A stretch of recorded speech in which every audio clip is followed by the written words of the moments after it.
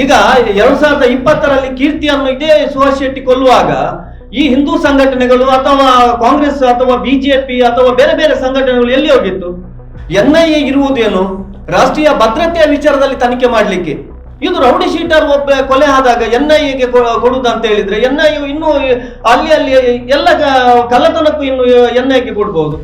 NIAಗೆ ಅದರದ್ದೇ ಆದ ಒಂದು ಮಹತ್ವ ಇದೆ, ಗೌರವ ಇದೆ, ಅಥವಾ ಒಂದು ತನಿಖೆಯ ಒಂದು ಪ್ರೊಸೀಜರ್ ಇದೆ ಅದಕ್ಕೆ. ಈಗ ಈ ಒಂದು ಎಲ್ಲಾ ಕೊಲೆ ಪ್ರಕರಣಗಳಲ್ಲಿ ಕೊಲೆಯಾಗುತ್ತಿರುವವರು ಮತ್ತೆ ಜೈಲಿಗೆ ಹೋಗುತ್ತಿರುವವರು ಎಲ್ಲ ಬಡ ಸಮುದಾಯದ ಮತ್ತೆ ಮಧ್ಯಮ ವರ್ಗದ ಜನರು. ಪಾಪ ಈ ಭಾಷಣ ಮಾಡುವವರು ಅವರ ಮನೆಯವರು ಯಾರು ತಲವಾರು ಹಿಡಿದಿಲ್ಲ, ಕೊಲೆಯೂ ಆಗುದಿಲ್ಲ ಅಥವಾ ಜೈಲಿಗೂ ಹೋಗುದಿಲ್ಲ. ಈಗ ಪ್ರವೀಣ್ ನೆಟ್ಟಾರ್ ಮತ್ತೆ ಸುಹಾಸ್ ಶೆಟ್ಟಿ ಮರ್ಡರ್ ಕೇಸನ್ನು NIAಗೆ ಕೊಟ್ಟಿದ್ದಾರೆ. ಕೊಡ್ಲಿ, ನಮ್ಗೆ ಸಂತೋಷ. ವಿಪರ್ಯಾಸ ಅಂದ್ರೆ ಸುಹಾಸ್ ಶೆಟ್ಟಿ ತಮ್ಗೆಲ್ಲ ಗೊತ್ತಿರ್ಬೋದು, ಅವನ ರೌಡಿ ಶೀಟರ್ ಓಪನ್ ಮಾಡಿದ್ದ ಯಾರು? ನಾವು ಓಪನ್ ಮಾಡಿದ್ದ, ಪೊಲೀಸರು ಅಲ್ಲ, ಸರ್ಕಾರ ಅಲ್ಲ. ಇಲ್ಲಿ ಅಮಾಯಕರೇ ಹೆಚ್ಚು ಕೊಲೆ ಆಗ್ತಿದ್ದಾರೆ. ಈ ಬಗ್ಗೆ ಈ ಜಿಲ್ಲೆಯಲ್ಲಿ 10 ವರ್ಷದಿಂದ ಇತ್ತೀಚೆಗೆ ನಡೆದಂತಹ ಎಲ್ಲ ಪ್ರಕರಣಗಳನ್ನು ವಿಶೇಷ ತನಿಖಾ ತಂಡ ರಚಿಸಿ ಅದನ್ನು ತನಿಖೆ ಮಾಡಬೇಕು ಅನ್ನುವ ನಿಟ್ಟಿನಲ್ಲಿ ನಾವಿಲ್ಲಿ ಪತ್ರಿಕಾಗೋಷ್ಠಿಯಲ್ಲಿ ರಾಜ್ಯ ಸರ್ಕಾರವನ್ನು ಒತ್ತಾಯಿಸುತ್ತಿದ್ದೇವೆ. ಈಗಾಗಲೇ ಪ್ರವೀಣ್ ನೆಟ್ಟಾರ್ ಮತ್ತು ಸುಹಾಸ್ ಶೆಟ್ಟಿ ಕೊಲೆ ಪ್ರಕರಣವನ್ನು ಮಾತ್ರ NIAಗೆ ಒಪ್ಪಿಸಲಾಗಿದೆ. ಈ ಸಂದರ್ಭದಲ್ಲಿ ನಾವು ಹೇಳ್ತಾ ಇರತಕ್ಕಂಥದ್ದು ಬಹಳ ಗಂಭೀರವಾಗಿ ಹಲ್ಲೆಗೊಂಡು ಹತ್ಯೆ ಆಗಿರ್ತಕ್ಕಂಥ ಕುಡುಕು ಏನು ಮಾಬ್ ಲಾಂಚಿಂಗ್ ನ ಅಶ್ರಾಫ್ ಪ್ರಕರಣ ಇರ್ಬೋದು, ರಹಿಮಾನ್ ಪ್ರಕರಣ ಇರ್ಬೋದು. ಅದರ ಜೊತೆಗೆ ಯಾವ ಸುಹಾಸ್ ಶೆಟ್ಟಿಯಿಂದ ಕೊಲೆಯಾಗಿರ್ತಕ್ಕಂತಹ ಕೀರ್ತಿ ಅನ್ನುವ ದಲಿತ ಹುಡುಗನ ಹತ್ಯೆ ಪ್ರಕರಣವನ್ನು ಕೂಡ ಇವತ್ತು ವಿಶೇಷ ತನಿಖಾ ತಂಡದ ಮೂಲಕ ಅದನ್ನು ತನಿಖೆ ನಡೆಸಬೇಕಂತೇಳಿ ನಾವು ಒತ್ತಾಯಿಸ್ತಾ ಇದ್ದೇವೆ. ಜಿಲ್ಲೆಯಲ್ಲಿ ನಡೆದಿರುವಂತಹ ಮತೀಯ ಹಾಗೂ ಪ್ರತೀಕಾರದ ಎಲ್ಲ ಹತ್ಯೆಗಳನ್ನು ತನಿಖೆ ನಡೆಸುವರೆ ವಿಶೇಷ ತನಿಖಾ ತಂಡವನ್ನು ರಚಿಸಬೇಕು, SITಯನ್ನು ರಚಿಸಬೇಕು ಎಂಬ ಒಂದು ಆಗ್ರಹ ಪೂರ್ವಕವಾಗಿ ಈ ಒಂದು ಪತ್ರಿಕಾಗೋಷ್ಠಿಯನ್ನು ನಾವು ಕರೆದಿದ್ದೇವೆ. ಈ ಪತ್ರಿಕಾಗೋಷ್ಠಿಯಲ್ಲಿ ನಮ್ಮ ಸಂಘಟನೆಯ ಜಿಲ್ಲಾ ಸಂಚಾಲಕರಾದ ಸದಾಶಿವ ಪಡಬಿದ್ರಿ, ಹಾಗೆಯೇ ಜಿಲ್ಲಾ ಮಹಿಳಾ ಸಂಚಾಲಕಿ ಸರೋಜಿನಿ ಬಂಟ್ವಾಳ, ಜಿಲ್ಲಾ ಸಂಘಟನಾ ಸಂಚಾಲಕರಾದ ಕೃಷ್ಣಣ್ಣ ದಡ್ಡಿ, ನಾನು ರಘು ಕೆ ಎಕ್ಕರ್ ಜಿಲ್ಲಾ ಸಂಚಾಲಕರು, ಹಾಗೆಯೇ ದಲಿತ್ ಕಲಾ ಮಂಡಳಿಯ ಜಿಲ್ಲಾ ಸಂಚಾಲಕರಾದ ಕಮಲಾಕ್ಷ ಬಜಾಲ್, ಮಂಗಳೂರು ತಾಲೂಕು ಸಂಘಟನಾ ಸಂಚಾಲಕರಾದ ರುಕ್ಕಯ್ಯ ಅಮೀನ್, ಹಾಗೆಯೇ ಜಿಲ್ಲಾ ದಲಿತ್ ಕಲಾ ಮಂಡಳಿಯ ಮಾಜಿ ಸಂಚಾಲಕರಾದ ಸಂಕಪ್ಪ ಕಾಂಚನ್, ಜೊತೆಗೆ ಈಗ ಏನು ಹತ್ಯೆಯಾದ ಸುಹಾಸ್ ಶೆಟ್ಟಿಯನ್ನು ಏನು ಹಿಂದೂ ರಕ್ಷಕ, ಹಿಂದೂ ನಾಯಕ ಅಂತ ಬಿಂಬಿಸ್ತಿದ್ದಾರ, ಅದೇ ಸುಹಾಸ್ ಶೆಟ್ಟಿ ಕೈಯಿಂದ ಹತ್ಯೆಗೊಳಗಾದ ಕೀರ್ತಿ ಅನ್ನುವ ದಲಿತ ಹುಡುಗನ ತಂದೆ ಸಂಜೀವ ನಮ್ಮೊಂದಿಗಿದ್ದಾರೆ. ಹಾಗೆಯೇ ಆ ಕೀರ್ತಿಯ ತಾಯಿ ವನಜ ನಮ್ಮ ಜೊತೆಯಲ್ಲಿದ್ದಾರೆ. ಇವರೆಲ್ಲರನ್ನು ಹಾರ್ದಿಕವಾಗಿ ಸ್ವಾಗತಿಸ್ತಾ ಈಗ ಪತ್ರಿಕಾಗೋಷ್ಠಿಯನ್ನು ಉದ್ದೇಶಿಸಿ ನಮ್ಮ ಜಿಲ್ಲಾ ಸಂಚಾಲಕರಾದ ಸದಾಶಿವ ಪಡಬಿದ್ರಿ ಅವರು ನಿಮ್ಮನ್ನು ಉದ್ದೇಶಿಸಿ ಮಾತಾಡಬೇಕಾಗಿ ಅವರಲ್ಲಿ ಕೇಳಿಕೊಳ್ಳುತ್ತಿದ್ದೇನೆ. ಪತ್ರಿಕಾ ಹಾಗೂ ದೃಶ್ಯ ಮಾಧ್ಯಮದ ಬಂಧುಗಳೇ, ಈ ದಿನ ಕರೆದಂಥ ಪತ್ರಿಕಾಗೋಷ್ಠಿ ಇಷ್ಟೇ. ಕರಾವಳಿ ಜಿಲ್ಲೆಯಾದ ನಮ್ಮ ದಕ್ಷಿಣ ಕನ್ನಡ ಹಾಗೂ ಉಡುಪಿಯಲ್ಲಿ ಬಹಳ ಹಿಂದಿಂದ ನಾವು ಸೌಹಾರ್ದಯುತವಾಗಿ ಎಲ್ಲ ಧರ್ಮ, ಜಾತಿ, ಮತಭೇದವಿಲ್ಲದೆ ಎಷ್ಟೋ ದೇವಸ್ಥಾನಗಳು ಮಸೀದಿ, ಚರ್ಚ್ಗಳು ಇಲ್ಲಿ ಆಗುವಂತಹ ಚಟುವಟಿಕೆ ಸೌಹಾರ್ದಯುತವಾಗಿ ನಡೀತಾ ಇತ್ತು. ಏನು ಕುಂದುಕೊರತೆ ಇಲ್ಲದೆ ಅವರವರ ಚಟುವಟಿಕೆಗಳು ಏನು ಸೌಹಾರ್ದಯುತವಾಗಿ ನಡೀತಾ ಇದ್ದ ಒಂದು ಕಾಲಘಟ್ಟದಲ್ಲಿ ಕೆಲವು ದಶಕಗಳ ಈಚೆಗೆ ಈ ಕೆಲವೊಂದು ಸ್ಥಾಪಿತ ಹಿತಾಸಕ್ತಿಗಳು ತಮ್ಮ ಬೇಳೆ ಬೇಯಿಸ್ಕೊಳ್ಳೋಕ್ಕೆ ಈ ಧರ್ಮಗಳ ಮಧ್ಯೆ ಕಂದಕವನ್ನು ತೋಡಿ ಅಮಾಯಕ ಜನರ ಬಲಿಯಾಗುವಂತೆ ಮಾಡುವಂಥದ್ದು ರಾಜಕೀಯವಾಗಿ ಅವರು ಉಪಯೋಗಿಸ್ಕೊಳ್ತಾ ನಮ್ಮ ಗಮನಕ್ಕೆ ಬಂದಿದೆ. ಇಲ್ಲೆಲ್ಲ ನಾವು ಗಮನಿಸಿದ್ವಿ ಏನಂದ್ರೆ, ಇವರು ಯಾರೆಲ್ಲ ಈ ತರ ಕೃತ್ಯಕ್ಕೆ ಪ್ರಚೋದನೆ ಕೊಡ್ತಾರೋ ಅವ್ರು ಯಾರು ಮೇಲ್ನೋಟಕ್ಕೆ ಯಾವುದೇ ಆದ ಕ್ರಮಕ್ಕೆ ಒಳಪಡುವುದಿಲ್ಲ. ಯಾಕಂದ್ರೆ ಅವರು ಮುಂದಕ್ಕೆ ಕಾಣೋದೇ ಇಲ್ಲ. ಯಾರು ಪ್ರಚೋದನೆಗೆ ಒಳಪಡ್ತಾರೋ ಅವರು ಎಲ್ಲ ಅಮಾಯಕರೇ, ಹೆಚ್ಚಿನವರೆಲ್ಲ ಅವರು ಯಾವುದೋ ಆಮಿಷಕ್ಕೊಳಗಾಗಿ ಕಳ್ಕೊಳ್ತಾ ಇದ್ದಾರೆ. ಇಂತಹ ಸನ್ನಿವೇಶದಲ್ಲಿ ನಾವು ತುಂಬಾ ಜನ ಇದೀವಿ. ನಾನು ಈವಾಗಲೇ ಇಲ್ಲಿ ನಮ್ಮಲ್ಲಿ ಆಗಿರುವಂತಹ ಪ್ರಶಾಂತ್ ಪೂಜಾರಿ, ದೀಪಕ್ ರಾವ್, ಶರತ್ ಮಡಿವಾಳ, ಮಸೂದ್, ಪ್ರವೀಣ್ ನೆಟ್ಟಾರ್, ಫಾಜಿಲ್, ಅಶ್ರಫ್, ಸುಹಾಸ್ ಶೆಟ್ಟಿ ಇಂಥ ಅಲ್ಲದೆ ಗುಂಪು ಹತ್ಯೆಗಳಾದ ಅಶ್ರಫ್ ಮತ್ತು ಅಬ್ದುಲ್ ರಹೀಮ್ ಹತ್ಯೆಗಳು ಕೂಡ ಮೇಲ್ನೋಟಕ್ಕೆ ನಮಗೆ ಮತೀಯವಾಗಿ ಕಂಡರೂ ಕೂಡ ಅದು ಇನ್ನು ಬೇರೆ ಏನೇನೋ ಇರ್ತದೆ. ಹಾಗಾಗಿ ನಾವು ಏನು ಹೇಳ್ತಾ ಇದೀವಿ ಅಂದ್ರೆ ಇವೆಲ್ಲ ಹತ್ಯೆಗಳು ನಡೀತಾ ಇರೋದು ಅಮಾಯಕರೇ ಇರ್ಬೋದು, ಇಲ್ಲಾಂದ್ರೆ ಬೇರೆ ಬೇರೆ ಪ್ರತೀಕಾರಕ್ಕಾಗಿ ಆಗಿರುವಂತ ಕೊಲೆಗಳಾಗಿರ್ಬೋದು. ಆದರೆ ಇಲ್ಲಿ ನಾವು ಹೇಳ್ತಾ ಇರೋದು, ಇಲ್ಲಿ ಯಾರು ಹತ್ಯೆ ಮಾಡಿದ್ದಾರೋ ಅವರಿಗೆ ಕಠಿಣವಾದ ಶಿಕ್ಷೆ ಆಗಬೇಕು. ಅಲ್ಲದೆ ಇವರಿಗೆ ಈ ಕೇಸನ್ನು ವಿಶೇಷ ತನಿಖಾ ದಳಕ್ಕೆ ಹಸ್ತಾಂತರಿಸಬೇಕಂತ ನಾವು ನಮ್ಮ ಗೃಹ ಸಚಿವರು, ಮುಖ್ಯಮಂತ್ರಿಗಳು ಹಾಗೂ ಪೊಲೀಸ್ ಇಲಾಖೆಯನ್ನು ನಮ್ಮ ಕರ್ನಾಟಕ ದಲಿತ ಸಂಘರ್ಷ ಸಮಿತಿ ಸ್ವಾಭಿಮಾನಿ ಪ್ರೊಫೆಸರ್ ಬಿ ಕೃಷ್ಣಪ್ಪ ದಕ್ಷಿಣ ಜಿಲ್ಲಾ ಆಗ್ರಹಿಸುತ್ತಿದೆ. ಜಿಲ್ಲಾ ಸಂಚಾಲಕರಾದ ಕೃಷ್ಣಾನಂದ ಡಿ ಅವರು ಈ ಒಂದು ಪತ್ರಿಕಾಗೋಷ್ಠಿಯನ್ನು ಉದ್ದೇಶಿಸಿ ಮಾತಾಡಬೇಕಂತ ಕೇಳ್ಕೊಳ್ತೀನಿ. ಆತ್ಮೀಯರೇ, ನಮ್ಮ ದಕ್ಷಿಣ ಕನ್ನಡ ಜಿಲ್ಲೆ ಇತ್ತೀಚೆಗೆ ಕೋಮು ಸಂಘರ್ಷ, ಕೊಲೆ, ಹತ್ಯೆ ಅಥವಾ ಈ ದೌರ್ಜನ್ಯಗಳಿಂದ ಬಹಳ ಹೆಸರುವಾಸಿಯಾಗ್ತಾ ಇದೆ. ಒಂದು ಕಡೆ ಬುದ್ಧಿವಂತರ ಜಿಲ್ಲೆ ಅಂತೇಳಿ ಏನು ಹೇಳಿಕೊಳ್ತಾ ಇದ್ದೇವೆ, ಇನ್ನೊಂದು ಕಡೆ ಸಮಾಜದೊಳಗೆ ಸಂಘರ್ಷ ಹೆಚ್ಚು ಹೆಚ್ಚು ಆಗ್ತಾ ಇದೆ. ಇಂಥ ಸಂದರ್ಭದಲ್ಲಿ ಈಗಾಗಲೇ ಮೊನ್ನೆ ಬಜ್ಪೆಯಲ್ಲಿ ನಡೆದಂತಹ ಒಂದು ಪ್ರಕರಣ, ಸುಹಾಸ್ ಶೆಟ್ಟಿ ಹತ್ಯೆ ಪ್ರಕರಣ, ಇದು ಬಹುಶಃ ಇಡೀ ರಾಜ್ಯವನ್ನೇ ಬೆಚ್ಚಿ ಬೀಳಿಸಿದಂತ ಒಂದು ಘಟನೆ. ಇಂತಹ ಘಟನೆಗಳು ಇಲ್ಲಿ ನಡೀಬಾರ್ದು, ನಡೆದಿದೆ. ಸೊ ಇಂತಹ ಸಂದರ್ಭದಲ್ಲಿ ಈ ಘಟನೆಗಳ ಹಿಂದೆ ಯಾರ್ಯಾರು ಇರ್ತಾರೋ ಅಥವಾ ಇದಕ್ಕೆ ಪ್ರಚೋದನೆಗಳು ಏನ್ ನಡೀತದೋ ಇದರ ಬಗ್ಗೆ ಕೂಲಂಕುಷವಾದಂತಹ ತನಿಖೆ ಆಗ್ಬೇಕಾಗಿದೆ. ಅದೇ ರೀತಿ ವಾಮಂಜೂರು ಕುಡುಪು ಅಲ್ಲಿ ನಡೆದಂತಹ ಮಾಬ್ ಲಿಂಚಿಂಗ್ ಪ್ರಕರಣ ಇರ್ಬೋದು, ಮತ್ತೆ ಮೊನ್ನೆ ನಡೆದಂತಹ ರಹಿಮಾನ್ ಪ್ರಕರಣ ಇರ್ಬೋದು, ಇದು ಬಹಳ ಒಂದು ಗಂಭೀರವಾಗಿ ನಾವು ಚಿಂತಿಸಬೇಕಾದಂತಹ ಪ್ರಕರಣಗಳು. ಕಾರಣ ಅಮಾಯಕರ ಕೊಲೆಗಳೇ ಹೆಚ್ಚು ಹೆಚ್ಚು ನಡೀತಾ ಇದೆ. ಯಾಕೆ ಇಲ್ಲಿ ಪೊಲೀಸ್ ವೈಫಲ್ಯವೇ ಅಥವಾ ಜನಪ್ರತಿನಿಧಿಗಳ ಪ್ರಚೋದನೆಯೇ ಅನ್ನೋದು ಇಲ್ಲಿ ಬಹಳ ಮುಖ್ಯವಾಗಿರ್ತಕ್ಕಂಥ ವಿಚಾರ. ಇಲ್ಲಿ ಅಮಾಯಕರೇ ಹೆಚ್ಚು ಕೊಲೆ ಆಗ್ತಿದ್ದಾರೆ. ಈ ಬಗ್ಗೆ ಈ ಜಿಲ್ಲೆಯಲ್ಲಿ 10 ವರ್ಷದಿಂದ ಇತ್ತೀಚೆಗೆ ನಡೆದಂತಹ ಎಲ್ಲಾ ಪ್ರಕರಣಗಳನ್ನು ವಿಶೇಷ ತನಿಖಾ ತಂಡ ರಚಿಸಿ ಅದನ್ನು ತನಿಖೆ ಮಾಡಬೇಕು ಅನ್ನುವ ನಿಟ್ಟಿನಲ್ಲಿ ನಾವಿಲ್ಲಿ ಪತ್ರಿಕಾಗೋಷ್ಠಿಯಲ್ಲಿ ರಾಜ್ಯ ಸರ್ಕಾರವನ್ನು ಒತ್ತಾಯಿಸುತ್ತಿದ್ದೇವೆ. ಈಗಾಗಲೇ ಪ್ರವೀಣ್ ನೆಟ್ಟಾರ್ ಮತ್ತು ಸುಹಾಸ್ ಶೆಟ್ಟಿ ಕೊಲೆ ಪ್ರಕರಣವನ್ನು ಮಾತ್ರ NIAಗೆ ಒಪ್ಪಿಸಲಾಗಿದೆ. ಈ ಸಂದರ್ಭದಲ್ಲಿ ನಾವು ಹೇಳ್ತಾ ಇರತಕ್ಕಂಥದ್ದು, ಬಹಳ ಗಂಭೀರವಾಗಿ ಹಲ್ಲೆಗೊಂಡು ಹತ್ಯೆ ಆಗಿರ್ತಕ್ಕಂಥ ಕುಡುಪು ಏನು ಮಾಬ್ ಲಾಂಚಿಂಗ್ ನ ಅಶ್ರಾಫ್ ಪ್ರಕರಣ ಇರ್ಬೋದು, ರಹಿಮಾನ್ ಪ್ರಕರಣ ಇರ್ಬೋದು, ಅದರ ಜೊತೆಗೆ ಯಾವ ಸುಹಾಸ್ ಶೆಟ್ಟಿಯಿಂದ ಕೊಲೆಯಾಗಿರ್ತಕ್ಕಂತಹ ಕೀರ್ತಿ ಅನ್ನುವ ದಲಿತ ಹುಡುಗನ ಹತ್ಯೆ ಪ್ರಕರಣವನ್ನು ಕೂಡ ಇವತ್ತು ವಿಶೇಷ ತನಿಖಾ ತಂಡದ ಮೂಲಕ ಅದನ್ನು ತನಿಖೆ ನಡೆಸಬೇಕಂತೇಳಿ ನಾವು ಒತ್ತಾಯಿಸ್ತಾ ಇದ್ದೇವೆ. ಯಾಕಂತ ಹೇಳಿದ್ರೆ ಇದನ್ನು ತನಿಖೆ ನಡೆಸಿ ಅದರ ಹಿಂದೆ ಯಾರು ಇದ್ದಾರೆ ಅನ್ನೋದನ್ನು ಪತ್ತೆ ಹಚ್ಚದೆ ಇದ್ರೆ ಮುಂದೆ ಇದು ಇದೇ ರೀತಿ ಕಂಟಿನ್ಯೂ ಆಗ್ತಾ ಈ ಜಿಲ್ಲೆಗೆ ಒಂದು ಕೆಟ್ಟ ಕಳಂಕ ತರುವಂತಹ ಒಂದು ಸನ್ನಿವೇಶ ಏರ್ಪಡಾಗ್ತಾ ಇದೆ. ಅದೇ ರೀತಿ ಪೊಲೀಸ್ ಇಲಾಖೆ ಕೂಡ ಈ ಪ್ರಸ್ತುತ ನಡೀತಕ್ಕಂಥ ಏನು ಕೋಮು ಗಲಭೆ ಇರ್ಬೋದು, ಕೋಮು ಸಂಘರ್ಷ ಇರ್ಬೋದು, ಅಥವಾ ಕೋಮು ವಿಷಯದಲ್ಲಿ ನಡೀತಕ್ಕಂಥ ಹತ್ಯೆ ಆಗಿರ್ಬೋದು, ಇದೆಲ್ಲವನ್ನು ಈ ಹಿಂದಿನ ಪೊಲೀಸ್ ಏನು ಅಧಿಕಾರಿಗಳಿದ್ದಾರೆ ಅವರು ಹತ್ತಿಕ್ಲಿಕ್ಕೆ ವಿಫಲರಾಗಿದ್ರು. ಪ್ರಸ್ತುತ ಇವತ್ತೇನು ನಮ್ಮ ಕಮಿಷನರ್ ಮತ್ತು SP ಅವರು ಹೊಸದಾಗಿ ಇಲ್ಲಿ ಬಂದು ನಂತರ ಒಂದು ಹತೋಟಿಗೆ ತಂದಿದ್ದಾರೆ.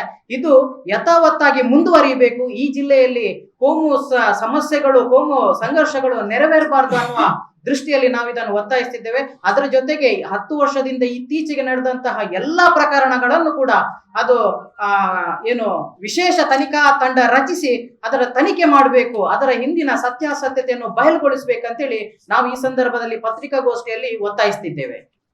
ಈಗಾಗಲೇ ನಮ್ಮ ಜಿಲ್ಲಾ ಸಂಚಾಲಕರು ಮತ್ತೆ ಜಿಲ್ಲಾ ಸಂಘಟನಾ ಕೃಷ್ಣ ಅಂತ ಮಾತಾಡಿದ ಹಾಗೆ, ಯಾಕಂದ್ರೆ ಈ ಒಂದು ತನಿಖೆಯ ವಿಚಾರದಲ್ಲಿ ನಮಗೆ ಒಂದು ಬೇಸರ ಆಗ್ತಾ ಇದೆ. ಯಾಕಂದ್ರೆ ಈಗಾಗಲೇ ಹೇಳಿದಂತೆ ಈ ಜಿಲ್ಲೆಯಲ್ಲಿ ನಡೆದಂತಹ ಎಲ್ಲಾ ಒಂದು ಮತೀಯ ಅಥವಾ ಒಂದು ಈ ಪ್ರತೀಕಾರದ ಹತ್ಯೆಗಳು ಈ ಸರ್ಕಾರಗಳು ಸಮಾನವಾಗಿ ಕಾಣಬೇಕು.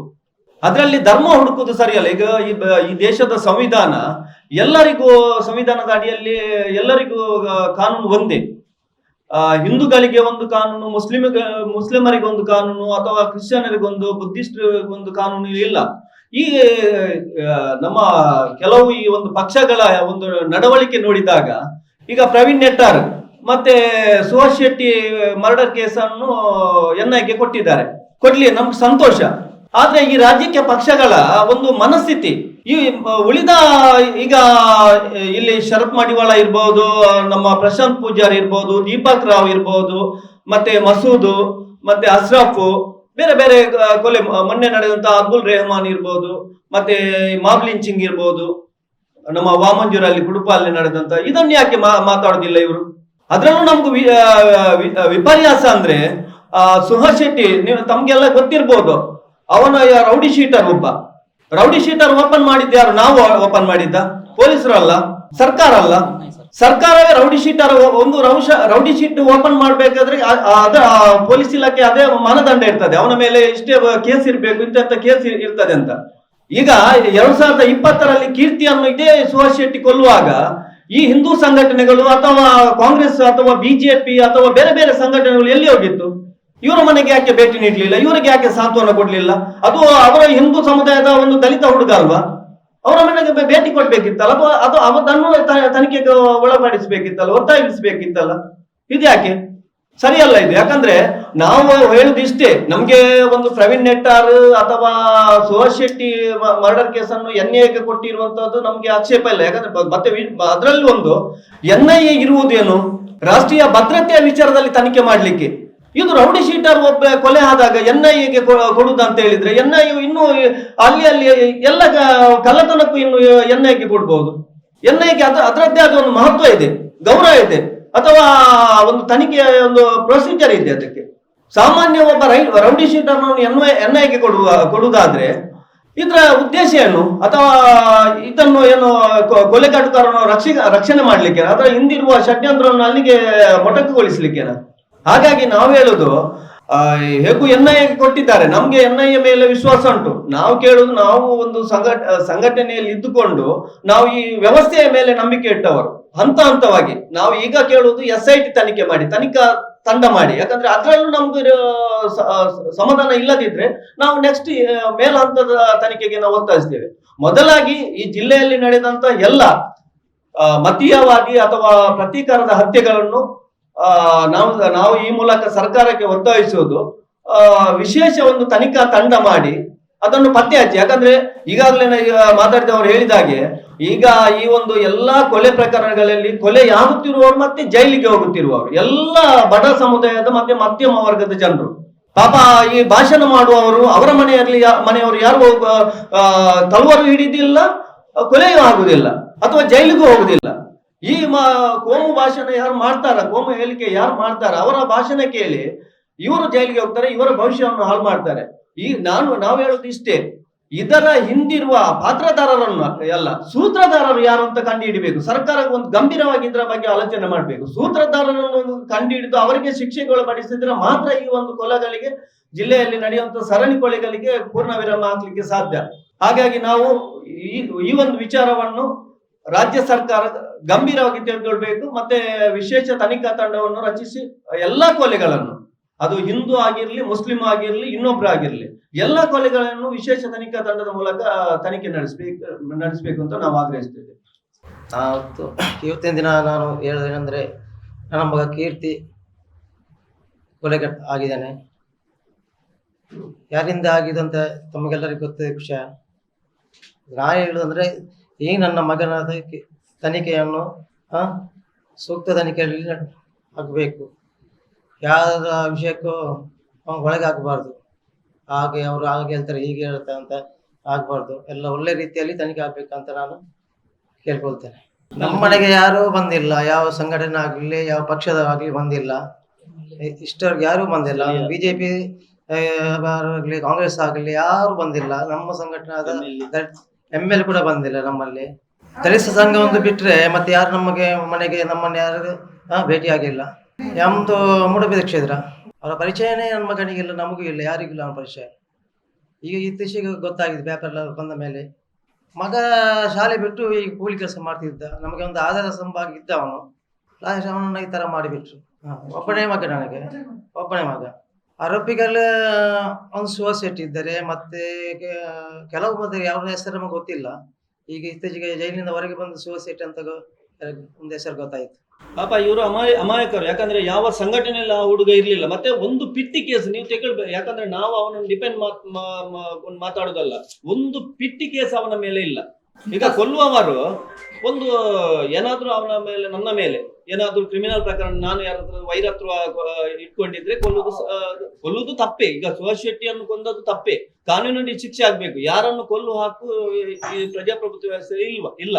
ಆದ್ರೆ ನಾವು ಇದು ನಿರ್ದಿಷ್ಟವಾಗಿ ಹೇಳುವುದು, ಈ ಕೀರ್ತಿ ಹುಡುಗ ಪಾಪ ಕಷ್ಟಪಟ್ಟು ಅವನನ್ನು ಶಾಲೆಗೆ ಸೇರಿಸಿ ಓದಿದ್ದಾರೆ. ಮನೆಗೆ ಆಧಾರವಾದ ಸಮಯದಲ್ಲಿ ಹೀಗೆ ಕೊಲ್ಲುದಿದ್ರೆ ಈ ಸಮಾಜ ನಡೆಯಲಿಕ್ಕೆ ಹೇಗೆ ಸಾಧ್ಯ? ಮೊನ್ನೆ ಅಬ್ದುಲ್ ರೆಹಮಾನ್ ಒಂದು ವಿಶ್ವಾಸದಲ್ಲಿ ಹೋದದ್ದು. ಈ ಸಮಾಜ ನಡೆಯಲಿಕ್ಕೆ ಹೇಗೆ ಸಾಧ್ಯ? ನಾವು ಈಗ ಒಂದು ವಿಶ್ವಾಸದಲ್ಲಿ ನಾವು ಇವರೊಟ್ಟಿಗೆ ಹೋಗ್ತೇವೆ, ಕರ್ಕೊಂಡು ಇವರೇ ಕೊಲ್ಲುದಾದ್ರೆ ಈ ವ್ಯವಸ್ಥೆ ನಡೆಯಲಿಕ್ಕೆ ಹೇಗೆ ಆಗುತ್ತೆ? ವ್ಯವಹಾರ ಹೇಗೆ ಮಾಡುದು? ಅಥವಾ ನಾವು ದುಡಿಯುವುದು ಹೇಗೆ? ಇದು ನಿಲ್ಬೇಕು. ನಾವು ಒಟ್ಟಾರೆಯಾಗಿ ನಾವು ಈ ಕೊಲೆಯಲ್ಲಿ ಧರ್ಮ, ಪಕ್ಷ, ಜಾತಿ ಹುಡುಕುದಿಲ್ಲ.